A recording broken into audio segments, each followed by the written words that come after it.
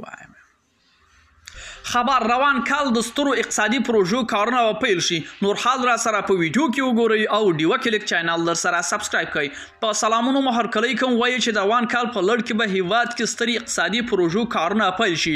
د خصوصي سکتور غړي وایي چې د لوی اقتصادي پروژو کارونه به د فقر او بیکارۍ کچه راټیټه کړي. د ویان مرستیال بلال کریمي وایي چې 1400 کال په لړ کې به د ملي کچه د قانونو په برخه کې د ځینو تړونونو او د اوبو مدیریت پروژه ترڅنګ د هیواد کچه په بیلابیلو برخو کې د پانګونې او جذب بهیر هم پیل شي.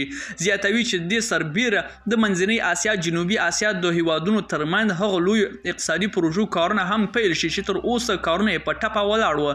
نوموړي زیاتوي چې اوس هیواد کې د اقتصادي فعالیتونو لپاره تر بل هر وخت ښه زمینه برابره ده.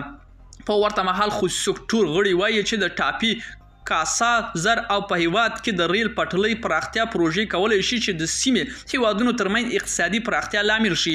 ملګرو دا و زموږ چمتو شوی ویډیو که ستاسو د ویډیو په اړه کوم نظر پیشنهاد لري موږ سره په کومنټونو کې شریک کړئ او د لا ښکلو ویډیوګانو لپاره له موږ سره پاتې شئ. تر بیا ښې چارې.